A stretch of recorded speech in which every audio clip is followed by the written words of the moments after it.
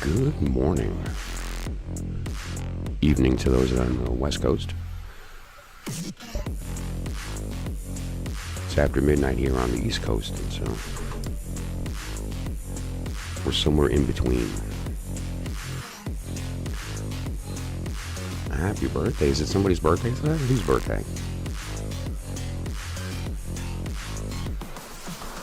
Thank you, kid.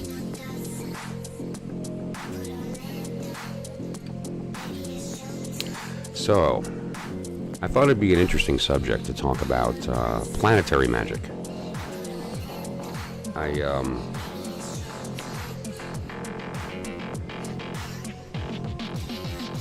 This is one of these subjects where it seems like if you talk to 10 people, you'll get 12 different methods and methodologies and techniques for how to calculate the hours and I thought it'd be an interesting discussion to go over a couple of the more popular methods of determining the planetary hours and actually talk about the why, right? And so that we can have a kind of a synthesis between our mental understanding and our heart knowing of why a certain hour is assigned to a certain planet.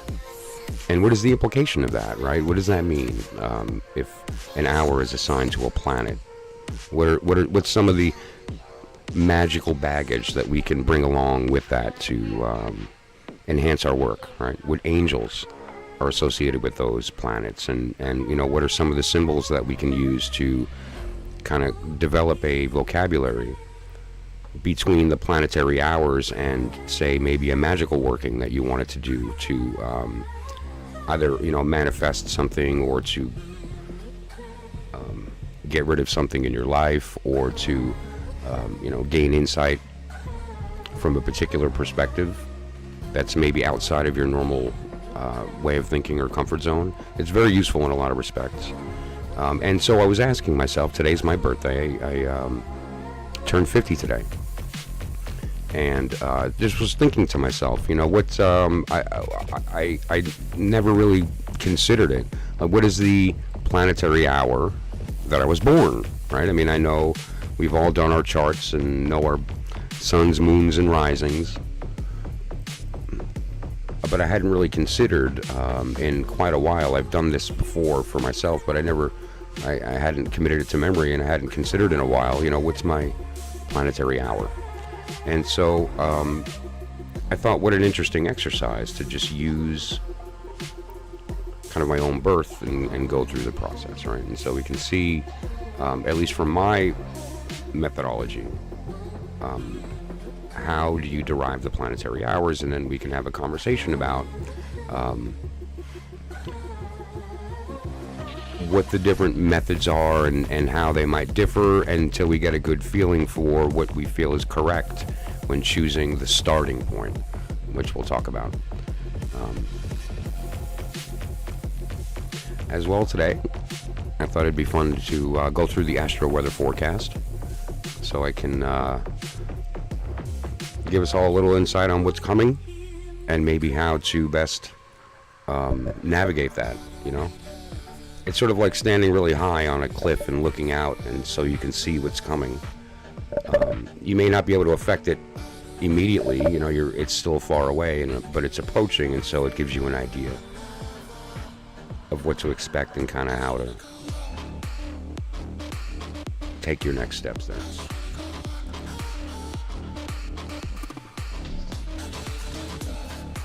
And of course, the period of time that we're in right now is the Ten of Wand. And the Ten of Wand is a very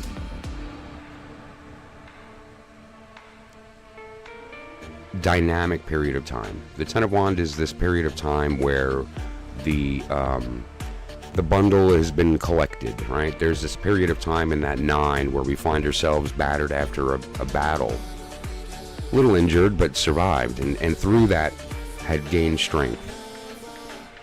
But we find ourselves alone, and all these people who were going to be there with us suddenly weren't there when the fight started, right? And so here we are all by ourselves, bandaged up, and there's these wands that were left behind by the people who rallied in the 6, but suddenly weren't there.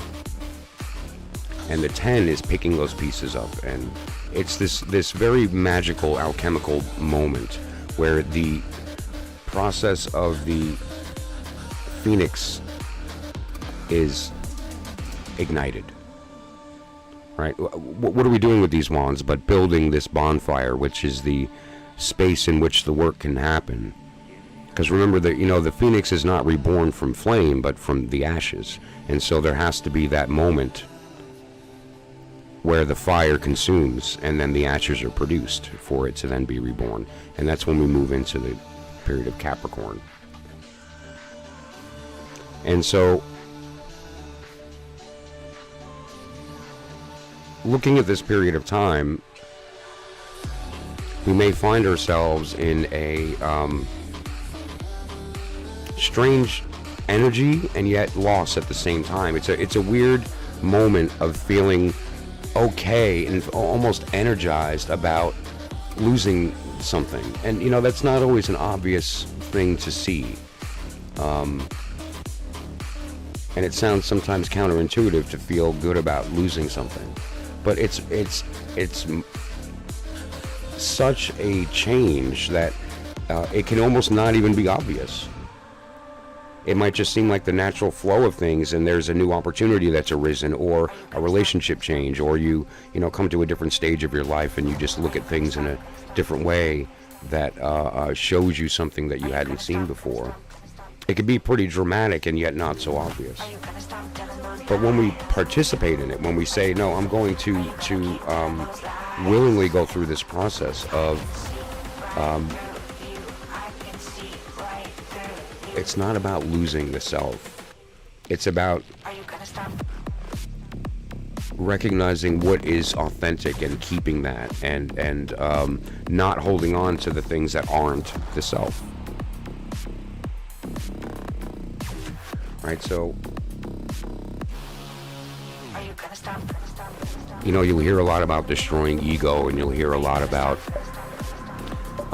finding yourself, or whatever the case may be. But that we are always in a state of becoming. We are always in a state of creating that thing. That we are a becoming.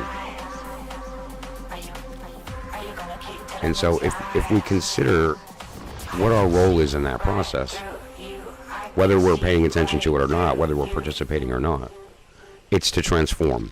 We're always in a state of transforming. And so if we recognize this thing that we're holding on to at all costs, this thing that we demand reinforcement of, called the identity, this thing that we are trying to save from the ego, right? Trying to seek in the darkness. Pick your metaphor. It doesn't exist.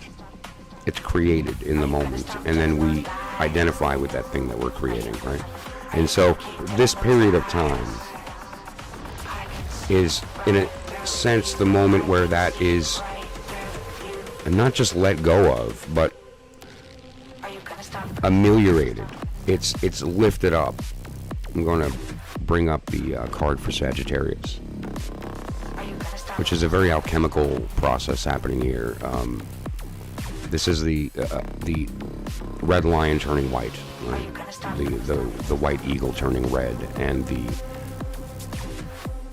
light that comes from that process, the unification of these two beings into one. And this is the moment of that occurring. Has not occurred.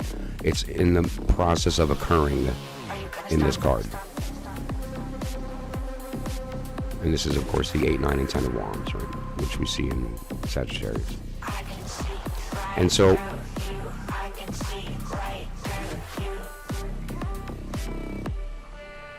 the new being, the thing that we will become,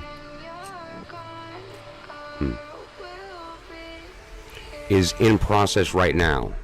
It's sort of beginning to boil. The ingredients are coalescing. The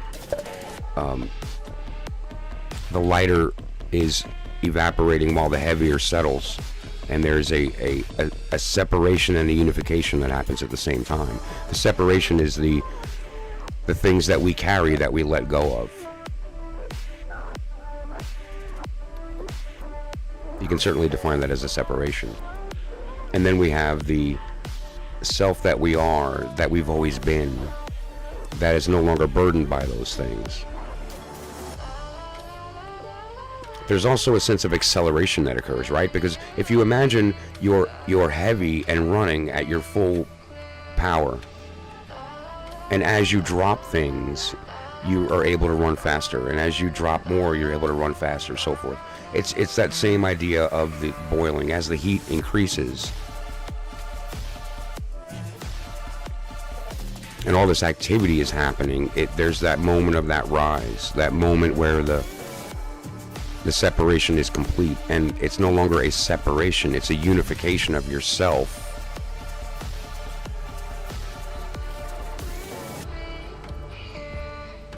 And this opportunity to dissolve.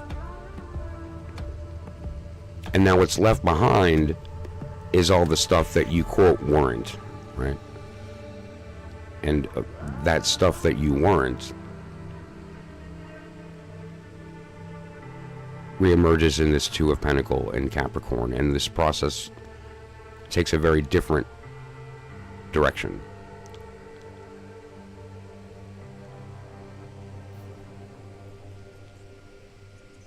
And it becomes the fertilizer for the next you. Because, of course, as we transform through these processes, each individually, but also as a unit of a whole, this transformation simply loops around and finds itself back in the beginning. And so although this separation and dissolving has occurred, it rains back down and feeds the stuff that's left behind. And this process is between Capricorn, Aquarius, and Pisces. This next phase is very much that process of this stuff left behind being made wet, being fed by this process that it is then reborn in Aries. And so where we are right now is at the end of that whole phase, this moment of sort of total loss, where the thing that we were is just floated away and dissolved, and what's left is sort of just the remnants of the pieces that we left behind, that we didn't identify with, and that winds up becoming the food for the next tree, which is, of course, watered in Aquarius and Pisces in a very beautiful magic. So,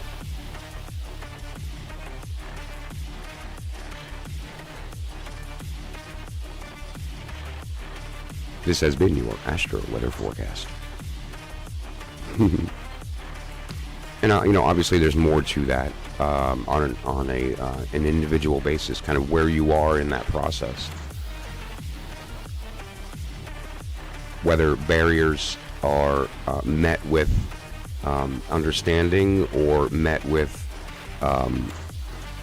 fear, or met with a resistance that is too difficult in your current state to overcome, that's sort of not true. Essentially, what's really occurring is that you've maybe arrived at a moment too soon, right? And this is just the ebb and the flow of the universe, the zero-sum game of the balances of the way things exist. Is that the weight will be too great, and so there's kind of a moment to stop before the scale can balance and tip in your favor. So it's more timing. You haven't failed. You've simply arrived a little early. And so, it's just a matter of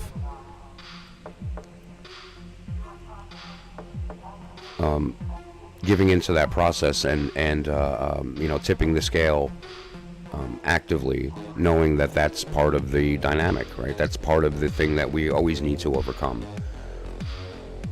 Like, what's the momentum of the swing right now, and is it even viable that I have an opportunity to push that, or am I just going to be overtaken by the momentum in the other direction?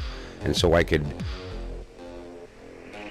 even choose to leap out of that system for a moment, let it do its spinning around until it settles, and then pop back in.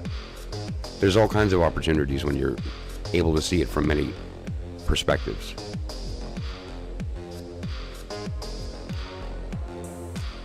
The tools we use, like the tarot and Magick and these other tools, what they really do is provide the opportunity, the permission, the vocabulary to do just that. To take a perspective and then change it and see it from somewhere else, and then change it again, and then change it again, and just keep changing this process, right? We call that the Sephira. The Sphirot. There's a lot of ways to pronounce the word. What we're talking about here are these emanations. And what is an emanation? It's a thing that you see. It's a light that catches your attention. And in that moment of catching the attention is the necessity for a vocabulary to define the thing that you just saw. And who you're being in this process here. The Sephira that you are embodying determines the vocabulary and the perspective that you witness the phenomena. So the planets are the Sephira are the planets. The planets are letters of the alphabet. They're represented by cards. And the rose, the planets are the inner 7 petals.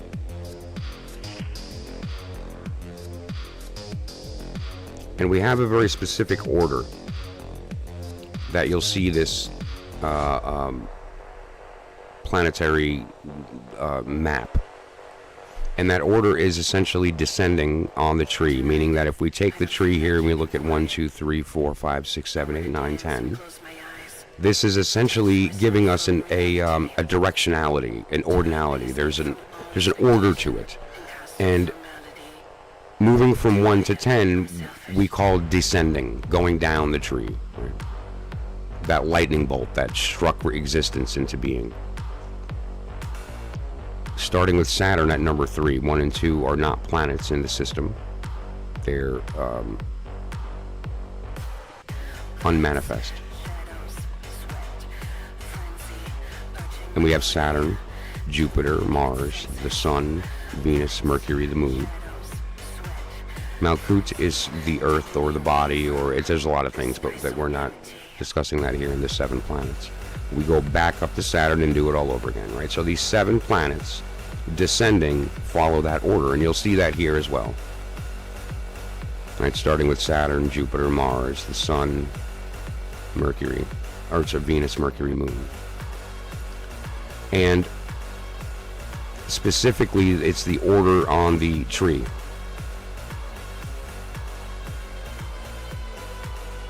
This progression through time honors the descent, essentially the logic. And this swap here we can have a discussion about, similar to the swap of the Sadi and Hay, which, again, this is a very higher level of occult conversation, but one that should be had, so don't be confused about these. It's sort of a flip-flop that the Kabbalists talk about. But nonetheless, there's this honoring of the descent while moving forward in time. Okay, just keep that in mind from a logical standpoint. Descending equals going forward in time. And now if we look at this little diagram here, it's an interesting little sort of correlation that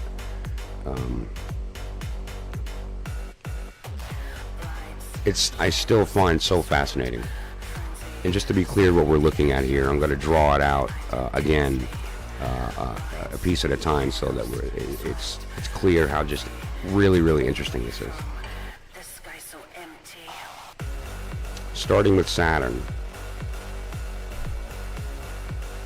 we're just going to simply draw a 7-pointed star.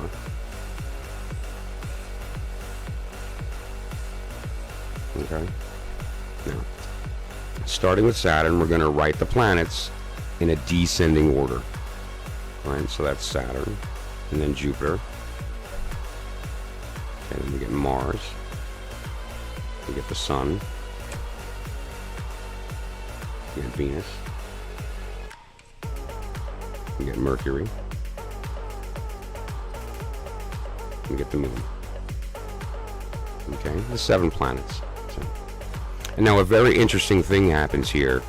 If you follow the Unicursal Heptagram instead of the circle, right? Just to be clear, in a circle we have the planets descending on the tree of life when we go in a clockwise circle. However, if we follow the heptagram, it's the days of the week: Saturday, Sunday, Monday, Tuesday, Wednesday, Thursday, Friday, Saturday, right? And so it's a map, a guide, a key to what planets are associated to what days of the week. Okay, so this is obviously Saturday, Sunday, Monday, Tuesday. So Tuesday is Mars. Wednesday, Woden's Day, is Mercury. Thor's Day for Jupiter. Friday, Freya. For Venus. And then, obviously back to Saturn. And so the planets and the days, this is a very interesting key for determining if you are like me and don't have a really good memory, but you have an algorithm. It doesn't matter if I know what the days are. I can just draw this out either in my head or on a piece of paper and then know, oh, that's right, Mars. So Tuesday is Mars, right? This is Tuesday. So now Tuesday is Mars.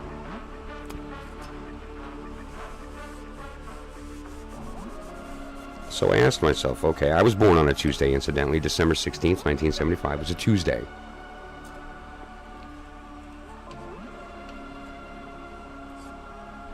And so that means Mars, right? So now, I was born on a Mars day, but I was born at 8:43 a.m.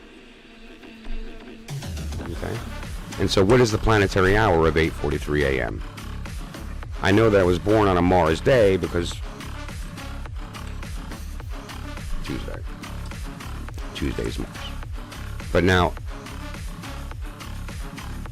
if I wanted to determine the planetary hour of my birth, is where we run into a little bit of shenanigans. Because essentially what we have is 7 planets revolving through a day of 24 hours, each having their own hour. That's easy enough. Okay, so let's say we start at midnight, and then we go to noon, and then we go to midnight of the next day, right? So we have 1 o'clock, 2, 3, and so forth. 12, we have 1 o'clock, right? So this is 12 a.m. This is 12 p.m., right? Noon. And this is the next day, right? So this would be 11:59, would be the end of the planetary hours for this day. And so fine, do we start this over here then? We say this is Mars, so 12 o'clock would be Mars. 1 o'clock would be the Sun. 2 o'clock would be, right, and so forth, Venus, right? And you could just line that up through the day, and you can find, okay, if I was at 8:43, just keep following that line until you get to 8:43, and you'll know what the planet is for that hour. So this is one method, is you set the planet to midnight on the day that you're referring to. So here, if I'm referring to Tuesday, Tuesday is Mars. Midnight on that day, start at Mars, and then do your 12 hours. So let's go through the exercise. We have 12, what am I at, is Mars, and so one is the sun, then Venus. 3 o'clock would be Mercury, right? 4 o'clock would be the moon. 5 o'clock would be Saturn. 6 o'clock would be Jupiter. 7 o'clock would be Mars, right? And then 8 o'clock would be Sun. 9 o'clock would be Venus, okay? So 8:43, that means Sun, right? And so my planetary hour at 8:43 a.m. was the Sun. Okay, the symbol for the Sun is a circle with a dot in it, alchemically. And so now this is one method, and interestingly I chose it first, but this is not the method I use. However, this is one of the more common ones that I hear when I ask people their method for determining their planetary hours. And of course there's instructions for determining planetary hours in things like Picatrix or Lemegeton. I think ours Paulina. I forget which of the four. I have it actually behind me, but nonetheless, and there's a list of the angels and so forth, and you know it has its method. But this is the first, right?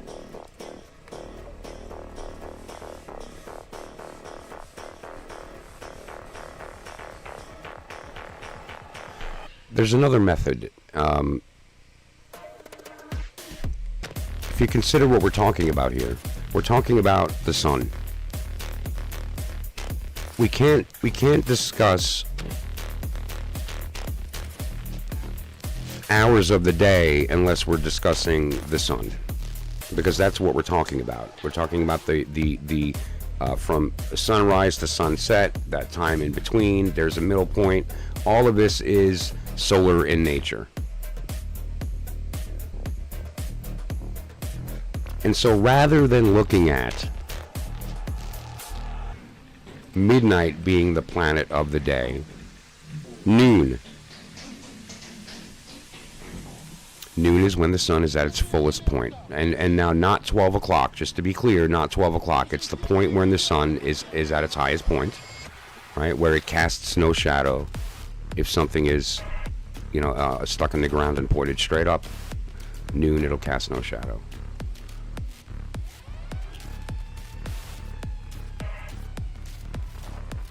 And so this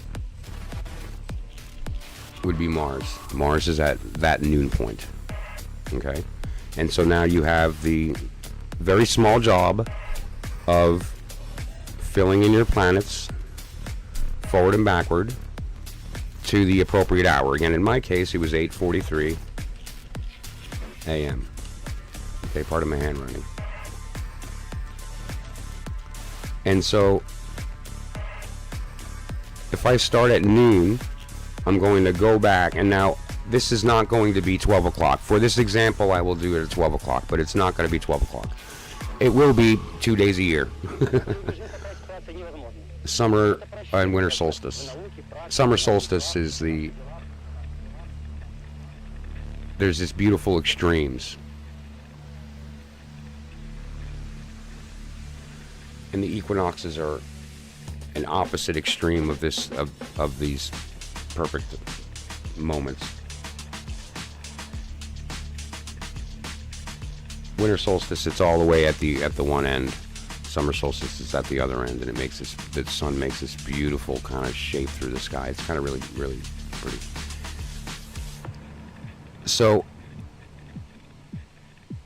if we take noon and we go back, in this case, to 8:45 or whatever the case may be, we're going to go noon, we're going to go 11, we're going to go 10, 9, 8, and we'll stop at 8 in this particular case.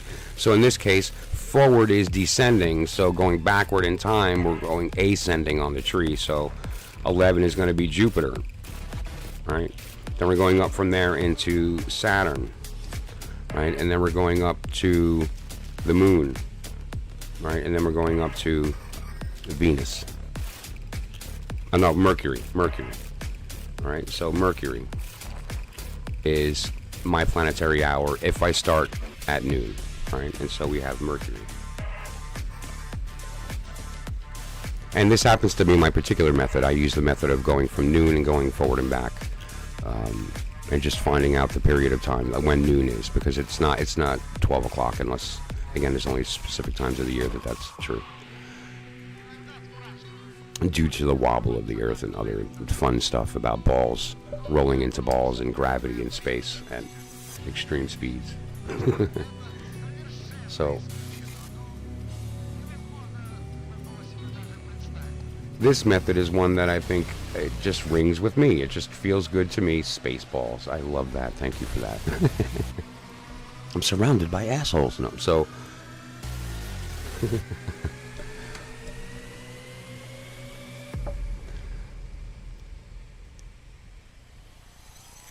yeah.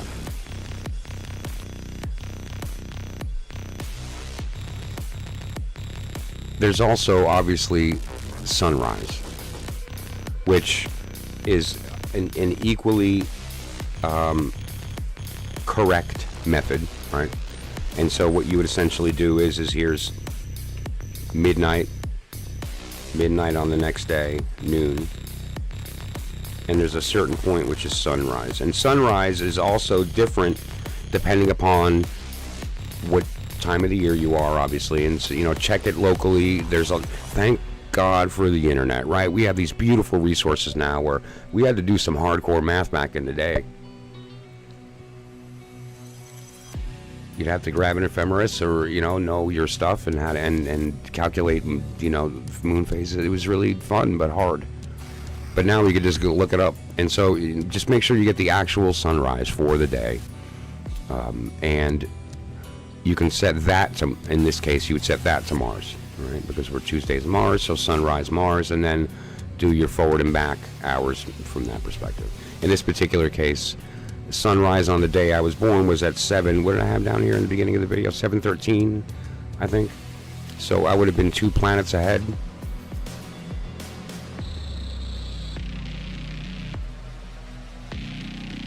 From Mars, which would have been Venus, but you know, let's actually let me just check real quick. Sunrise.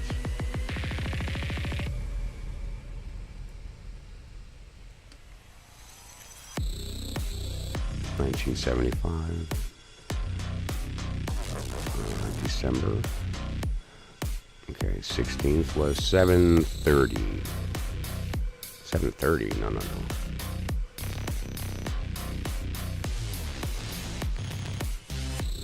Okay. So 7:30. I'm going to verify that with a second source.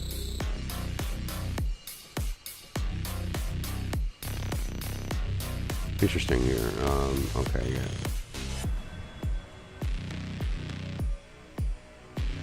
Obviously, my position on the planet matters, and so let me make sure that that's in there as well. 7:13. Yeah. From where I was born, 7:13. Okay, and keep that in mind. With your position matters. Otherwise, it'll probably do Greenwich Mean, right? Which is 1 degree off of Stonehenge, basically. Like it's near London.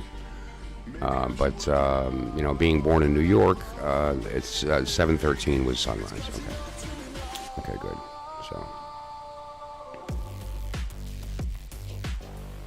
So if that sunrise would be at 7:13, right? So at 8:13 we're in one planet, and so I from 8:13 to 9:13 would be the sun. So this would be the sun under this method, right? And so we have 3 different planets depending upon the method. If we choose to use midnight, we get a different planet than if we chose sunrise and if we chose noon. And now the conversation is which one's correct.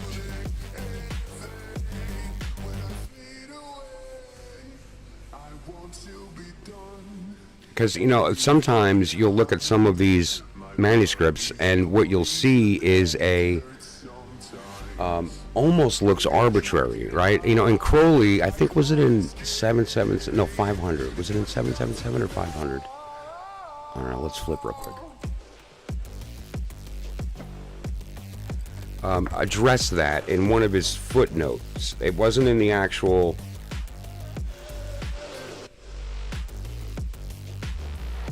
Yeah, okay.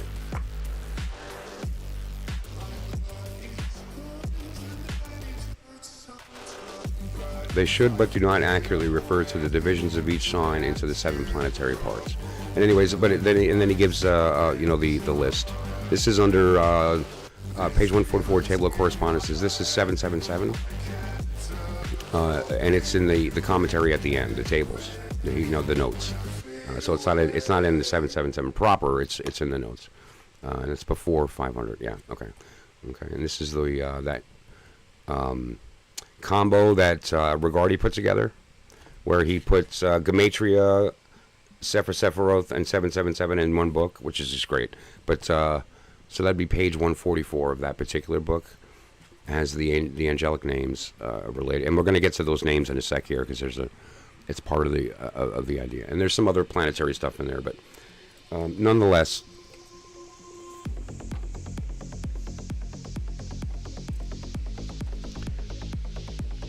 It's important that the method become spoken, so that when you're hearing it, when you're understanding the components of your magic, and you're going through the steps of, I'm going to pick an hour and pick a planet, invoke a specific entity, or for instance, if you're consecrating a pentacle, right? A certain piece of planetary magic, you're going to want to do it on the Mercury day, the Mercury hour, and so forth, and have that as part of the process of consecration, and so.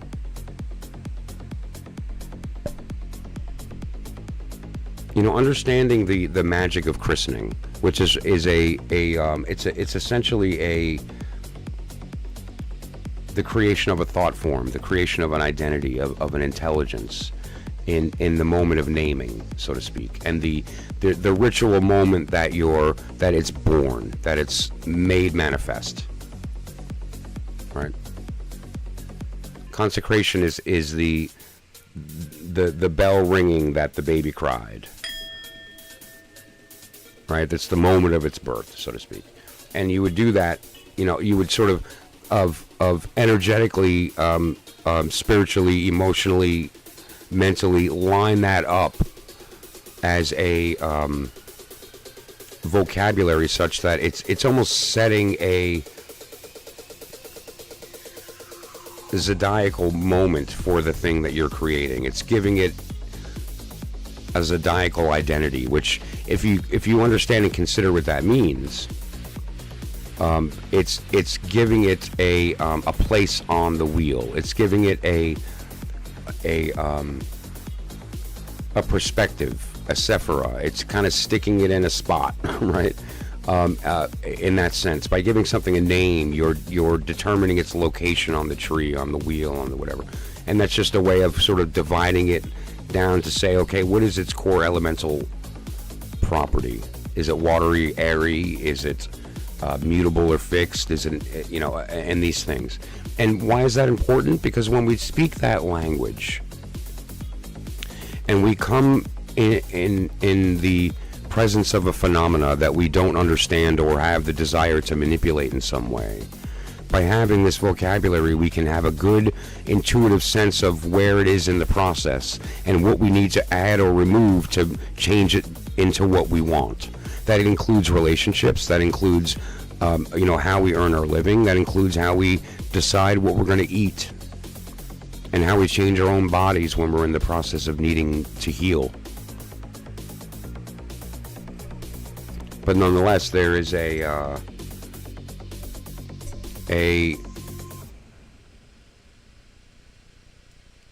participatory role that we can take in that process. There is a series of perspectives that we can take that allow us to much further see a thing for what it is, and thus know what to change, what to leave alone, what requires a change, if any. Or whether we just need to kind of ride this one out and pop in later. Let it simmer. So, the process matters because when it becomes part of your vocabulary, there is no wrong way to do that. Whether you decide that it's at noon, whether you decide it's at sunrise, whether you decide it's at sunset, or the beginning of the day when the clock turns over, so to speak.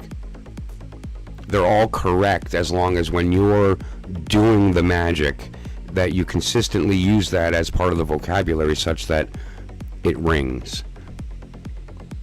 That it's not just an arbitrary thing that you've chosen one day and then chose a different method another day.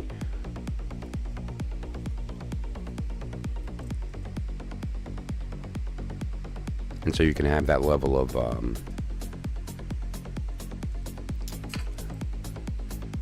fluency with your own vocabulary, your own magic. I mean, the goal is to speak to angels. That's the goal of the work anyway. Whether or not we know that's what we're doing, turns out that's what we're doing. Every sign, every planet, every element, every tarot card, every rune, every vowel of an Enochian call is a letter in the name of an entity. And when you call its name, it pays attention. It hears and it notices and it pays attention.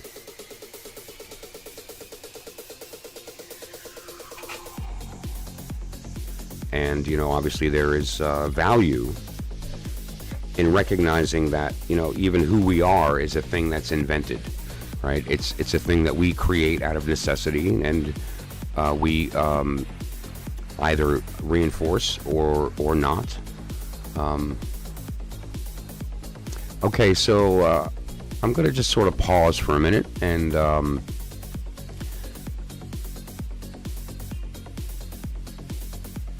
I realized that I started my birthday stream with no coffee, and that is a sin.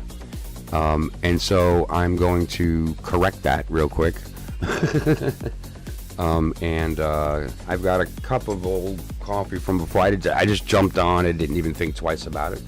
And so I need to do that real quick.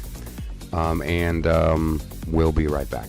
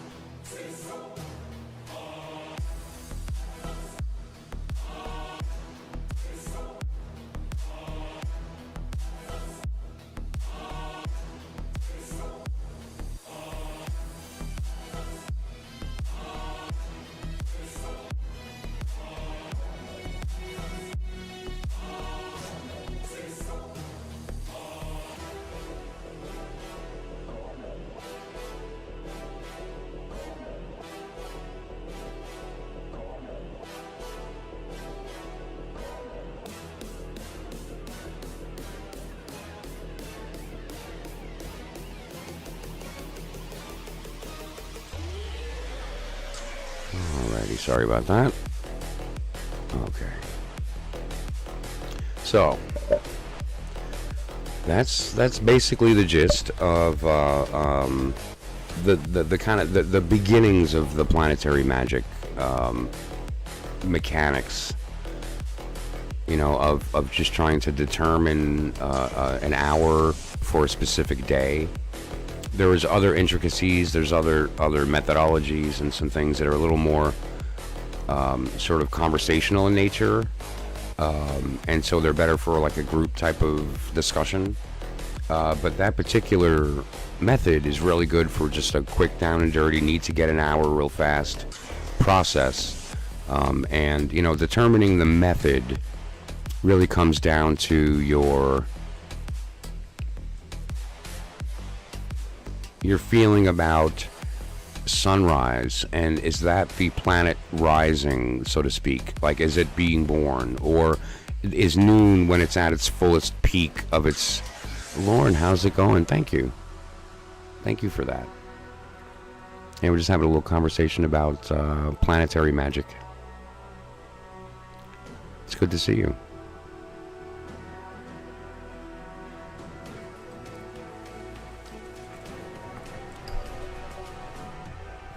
You know, that noon period when it's at its full, it's very similar to the way the court cards kind of start out of their element and then move into their element, right? Like we hear, like for instance, if we hear Knight of Sword, right? The Knight of Sword is air because of sword, but it starts in earth and moves into air, right? That first deacon is an earth one, and then it moves into it where it feels its self, right? Its identity. And so that you have the element of air as the second and third portion of that sort of, you know, that process. And so that kind of felt to me right. Like the noon at its fullest peak, it would be the planet. And then you would go backward in time through each hour. You know, again, if you're going backward, we're ascending on the tree, and if we're going forward in time, we're descending on the tree, in that particular order.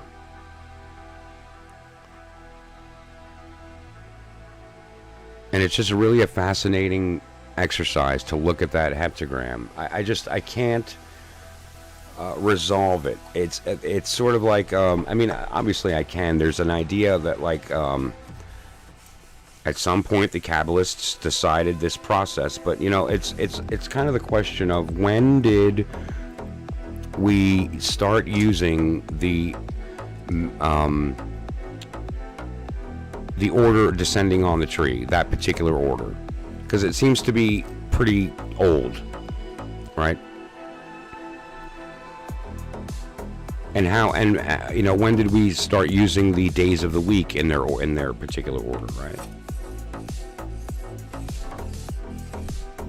Starting at Saturn on the top.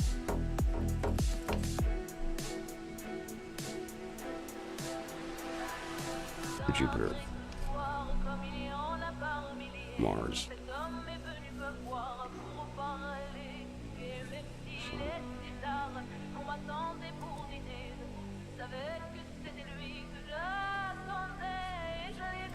Venus. Mercury.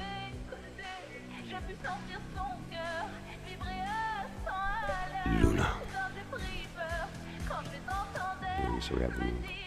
And so, you know, and this is the order descending. I just love this. Saturday, Sunday, Monday, Tuesday, Wednesday, Thursday, Friday. And it follows that heptagram, right? That's just bonkers. When did this occur?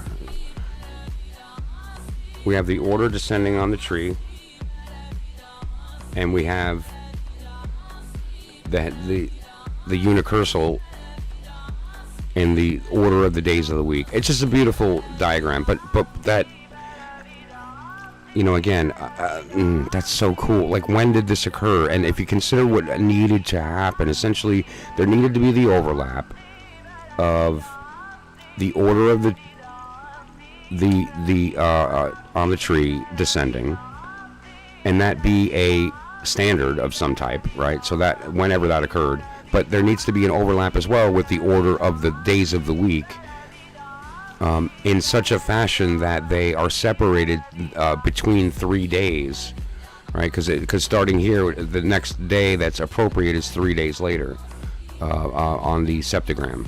It's from Saturday to Sunday, or heptagram, however you do Sunday, and then Monday. All right, it's that third day.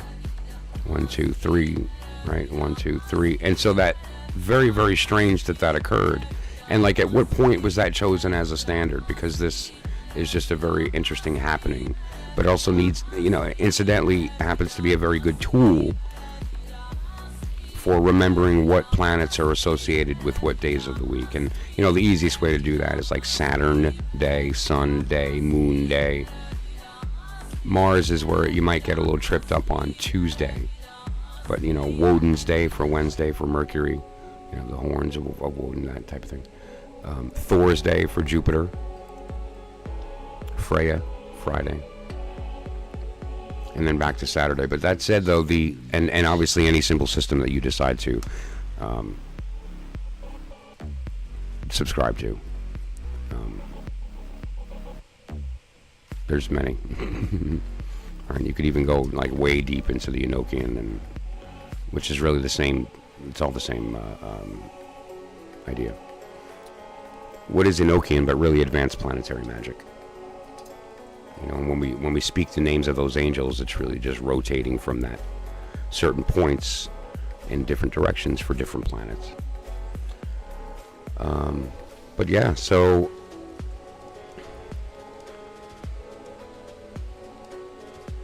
that said,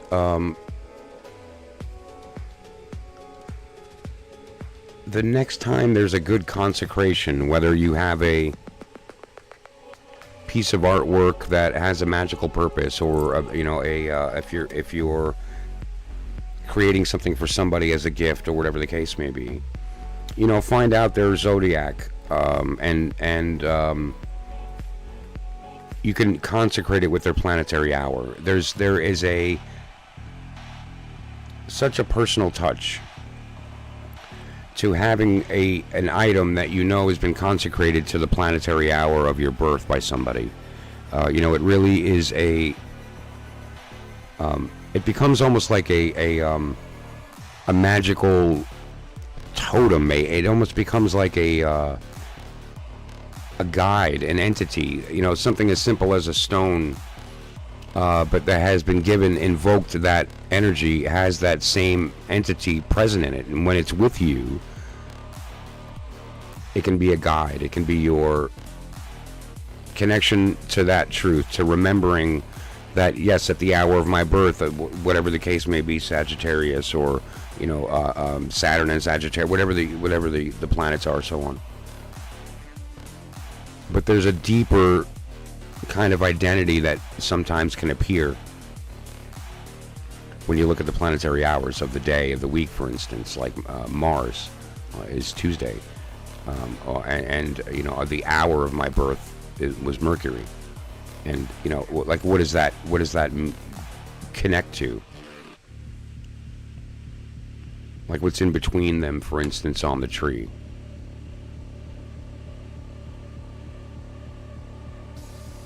And that might necessarily have some significance in my life. It happens to be a very significant symbol in my life, Mem, the Hanged Man. It's appeared in a lot of different ways in my life, in all of ours. But so, that said, the use for this machination for determining the planetary hours and applying them to our magic are so vast that it's a you can write volumes, and in fact volumes have been written. Entire magical systems have been based on this. The whole Solomonic system, of the 44 planetary seals, the ShemHaMephorash is all pointing to the same thing. Sort of patterns of 7 and 4 and 12, and it's just interesting to see it all unfold. even down to what the Sigillum Behemoth, right? This idea of the 7 and the 5 and the, is really just counter-rotating. It's sort of like a counter-rotating code. Like Christmas Story, drink your Ovaltine.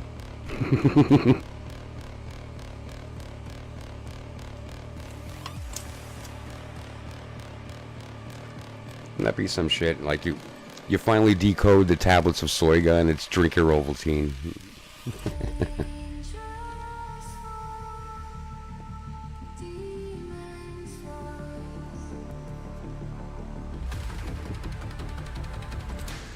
Oh man. I wish I were as funny as I think I am.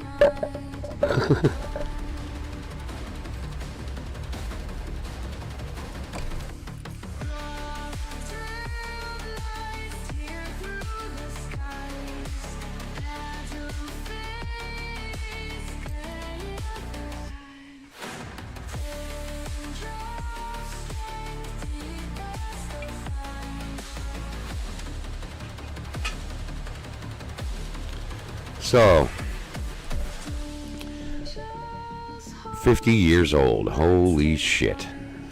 What does that even fucking mean? What are we talking about here? Like, I threw something on Discord before to kind of, it's a little copium. I'm not 50 years, I'm 600 moons. Like, if you consider each moon cycle as one, right? 50 years, 12 moons a year, that's 600 moons. 55, by the way. That's how old you are when you hit 666. For all you dark people out there, yeah, I look too. But that said, I am 600 moons. And so I'm going to start doing that as my age from now on. Like, oh, how old are you? 600 moons.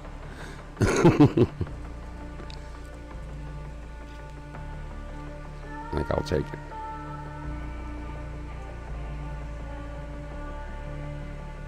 $600 moons. Actually, interestingly, I was granted a name by a shaman. We had a several-day spiritual experience, and I was granted the name Stands with Flame. And he made this very he was very adamant about one point when he gave me the name, which was that that does not imply that I'm standing like holding a fire, but in the fire. When he said stands with flame, he means that like you're sort of standing in it and it's with you. And I thought, okay, that's the thing. At the time, I kind of sort of understood, at least from one degree, what he meant. And of course, I'll never know what he meant. Because how can you really know yourself, when you're from the inside looking out? It's not always easy to see yourself from the outside. And so I'll never really know what he meant. But he saw something, and that's what he decided to, hopefully it's not some, like, awful thing, and it's just, like...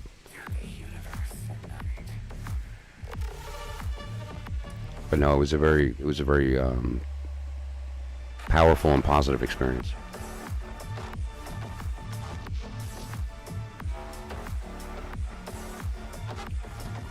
Stands with the fire of 600 moons.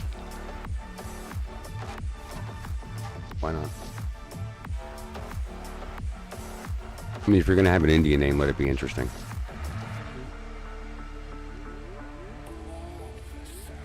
Like, your name could be something like Short Guy with Scar on Face, and like... Squatting Dog. Could you imagine? Oh my gosh. Although, like, think about the names that we give ourselves now, like, when we don't really understand what they mean. I don't,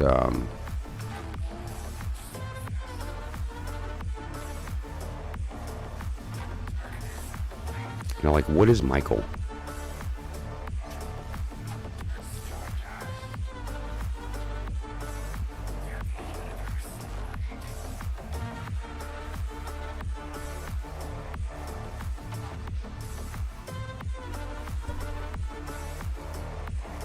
And that's really the crux of what we're talking about, like because Michael is a name, and it's incidentally one of the angels of the hourly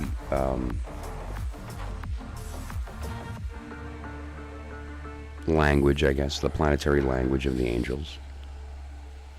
Raphael, Gabriel. There's all the usual suspects, but that said, is it a direction?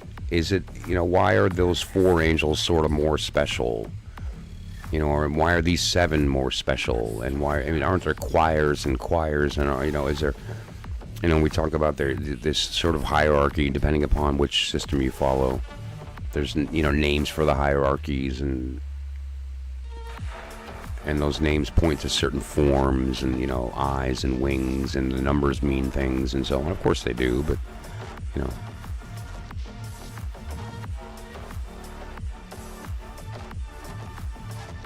these are all just words that point to something else. Like, let's not miss the thing it's pointing to. Love or anger, these are words. The feeling, we know what that feeling is. You don't need the word anger. You can even see it in an animal, right? The animal doesn't need to know what the word is. And so the word is not the thing. Michael is just a word, and it's pointing to the same thing that some of these other symbols point to.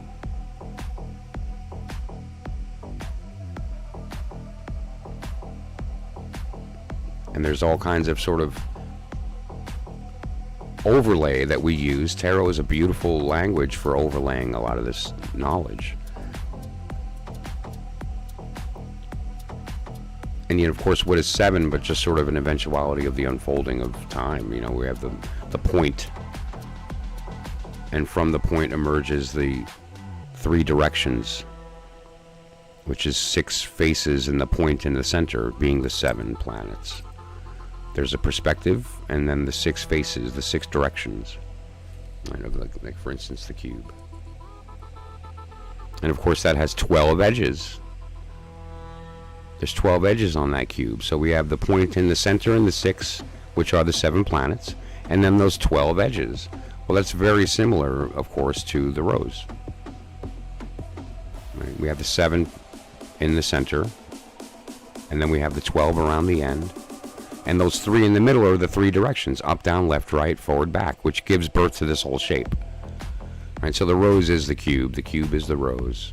They're all just different perspectives. I'm looking in from here, I'm looking out from there, and I think I'm Saturn, and so when I look forward I see Jupiter. It's beautiful vocabulary for understanding why you use the words that you do. What lens are you using? Right, the lens is the identity, but also the tool that identity uses. Like, what does the world look like? What does it sound like from the perspective of Gevora, from Mars, from, the angry side of ourselves that,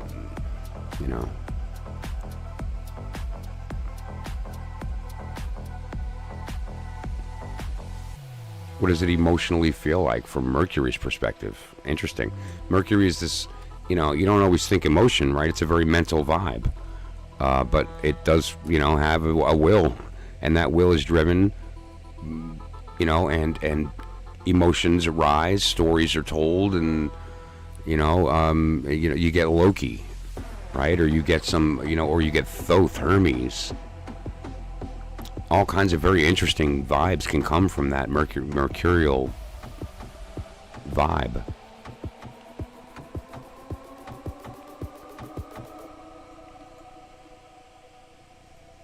So,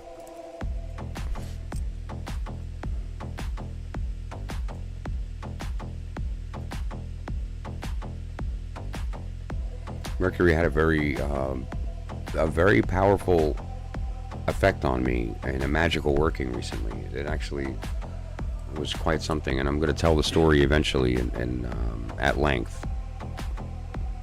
But it led to some very interesting work.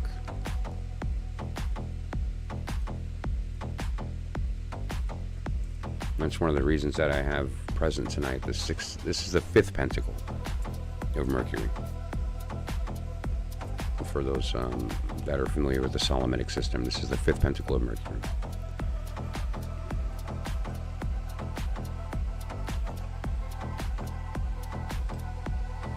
And actually, do I have the book handy? Because I'll just read you.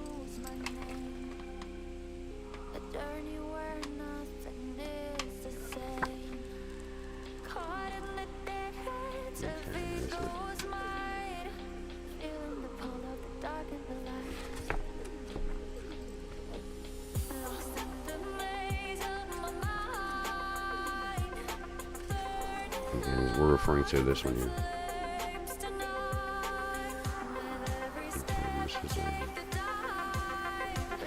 This particular piece right here was cast and consecrated by Frater Setnock, who is a practicing ceremonial magician. That said, and this is his design. But it's based on the Solomonic. But that said, I'm going to read to you the what's in, you know, and I have this on here so we can. And that is figure 47.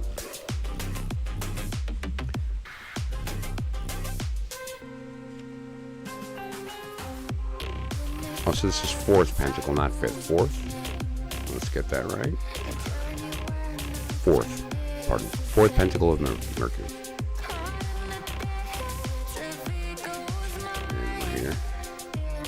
Figure 47. Let's just go here. Okay.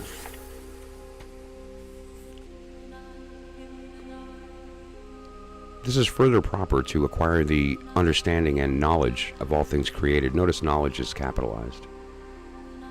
I'm going to talk about that in a second. And to seek out and penetrate into hidden things, and to command those spirits, which are called aleatory, to perform embassies. They obey very readily.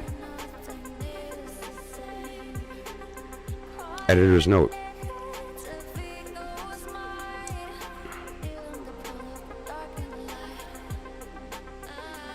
In the center is the name of God El. That's the Aleph Lamed. In the middle there, Aleph Lamed El. The Hebrew letters inscribed around the dodecagram make the sentence Yahovah, fix thou the volatile, and let there be unto the void restriction. Okay, that's the sentence inside of the in Hebrew around the, not the English around the outside, but the Hebrew. And now the versicle, which is the Latin on the outer edge there. Pardon the focus. Wisdom and virtue are in his house, and the knowledge of all things remaineth with him forever. So now, whenever you see a capital knowledge in anything related to the Kabbalistic system, we can't deny that. And let me make this larger.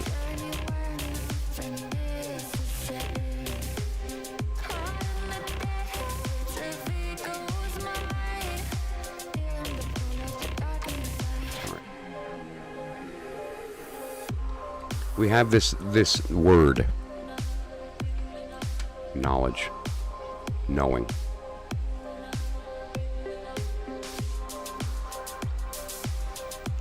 Knowing is a very specific word. This is not just a word meaning that you have a mental image of a thing. Knowing is empiricism.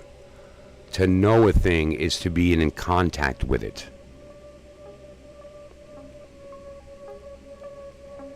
I can imagine what this feels like, but now I know it. I know what it feels like, right? I know what it sounds like. Now you know what it sounds like. It came in contact with your ears, right? It's not a mental knowing. It's an empirical phenomena of contact with a thing, is to know it. So knowledge is contact with the thing. It changes the definition of a lot of what we hear and see when we see these words: knowledge, understanding, the kingdom. These are all very specific words that have a much deeper meaning than maybe we think.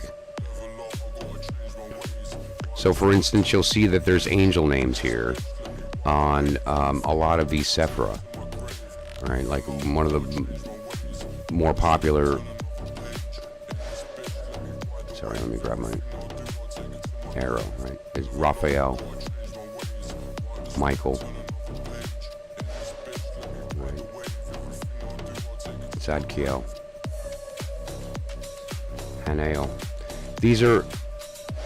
These angel names are all just within a specific system. That does not have to be,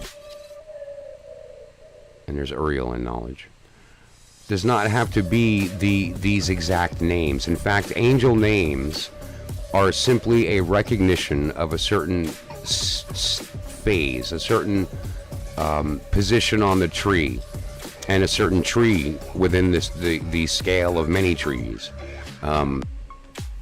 The method of determining an angel's name is and should be a very personal thing. That's the entire Enochian system is based on this process of rotating from certain spots and reading letters with a very specific method and so forth. The entire basis of the ShemHaMephorash and Goetia is based on that same process of determining names of angels based on periods of time or energetic transformations, i.e. Alchemically moving from one state to another, like for instance a fixed earth into a mutable air and so forth. And the angel is the intelligence responsible for that transformation. The personality, the identity of somebody who's experiencing that, made manifest as a concept in the higher world. You speak its name, it pays attention. It becomes real.